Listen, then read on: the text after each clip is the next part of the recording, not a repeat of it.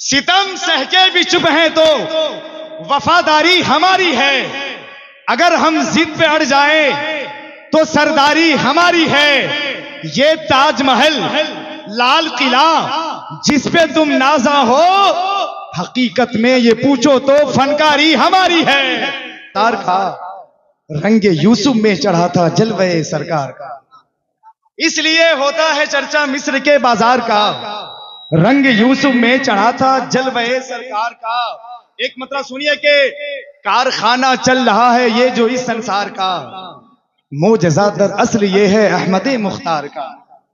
कारखाना चल रहा है।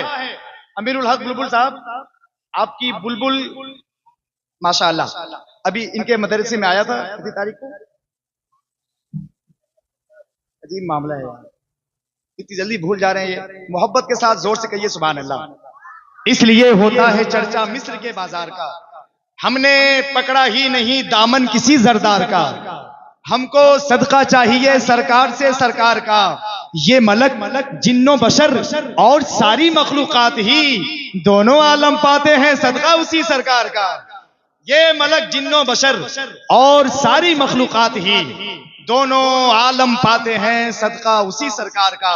इस वक्त मैं चाहता हूं कि आपकी समातों के खूबसूरत दस्तरखान में अपनी खूबसूरत गुफ्तगू लेकर एक हिंदुस्तान की एक ऐसी शख्सियत जिन्होंने हिंदुस्तान के गोशे गोशे में जाकर हिंदुस्तान की मुख्तलिफ रियासतों में मसलक के आला हजरत के सच्चे नासिर बनकर मसलक के आला हजरत की खिदमत कर रहे हैं। एक ऐसा खतीब जिन्होंने अभी चंद महीनों पहले अपनी बेटी की शादी बिल्कुल मुनज़्ज़म तरीके से और सादगी के साथ अल्लाह के नबी के शहर में की है।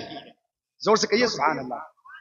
मदीना शरीफ में अपनी बेटी के जिन्होंने अक्द खानी का एहतमाम किया और दुनिया वालों को यह पैगाम दिया, सुनो शादियों में सिर्फ जमीन और जायदाद नहीं बेचे जाते हैं, सादगी में के साथ हुजूर के शहर में आकर भी निकाह किया जा सकता है और नबी की सुन्नत को आम किया जा सकता है।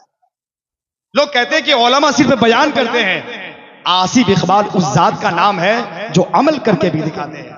बिला किसी ताखीर में हुजूर वाला की बारगाह में मैं मुल्तमिस हूं कि हुजूर तशरीफ ला रहे हैं। आइए बिला किसी ताखीर इस्तकबाल कीजिए। जिनके पास दोनों हाथ सलामत है मोहब्बत के साथ हाथ उठाइएगा और नारे का जवाब दीजिए।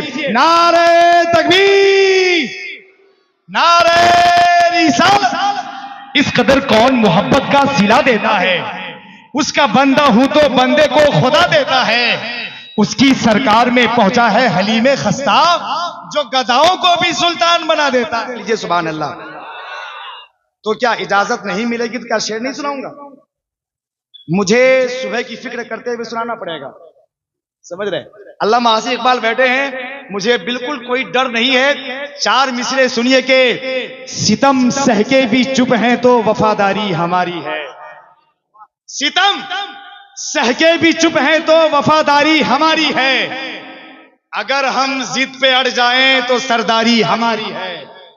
सितम सहके भी चुप हैं तो वफादारी हमारी है। अगर हम जिद पे अड़ जाएं तो सरदारी हमारी है। ये ताजमहल लाल किला जिस पे तुम नाजा हो, हकीकत में ये पूछो तो फनकारी हमारी है।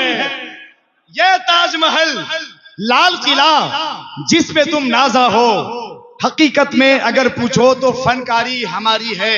और इस कबील के मुझे चार मिसरे पढ़ने हैं, उसके बाद अल्लामा अंसर रजा साहिब की बिला अमजदी हुजूर सदरुल शरिया के मुकम्मल फीज़ व बरकत हासिल करते हुए यहाँ की जमीन को मालामाल करने वाली जात, मैं उनको हरफे खिताब के साथ आपकी समातों की दहलीज पर रखना चाहता हूँ। मोहब्बत के साथ जोर से कह लीजिए सुभान अल्लाह और जरा ऊंची आवाज में कह लीजिए या रसूल अल्लाह, या हबीब अल्लाह। सुनिए कि आपकी समातें बिल्कुल कमजोर पड़े तो हम लोग कहीं भी जा सकते हैं। अल्लामा आसिफ इकबाल साहब किबला बैठे हुए हैं जो जलसे में बिल्कुल ऐसी रवानी के साथ कुरान भरते हैं, ऐसा लगता है कि सुबह के 4 बजे या रात के 10 बजे उनकी खिताबत का बिल्कुल बोलबाला है। उनको आपको सुनने का वक्त हो गया है। अल्लामा अंसर रजा अमजदी का इस्तकबाल कीजिए। नारे तकबीर, नारे रिसालत।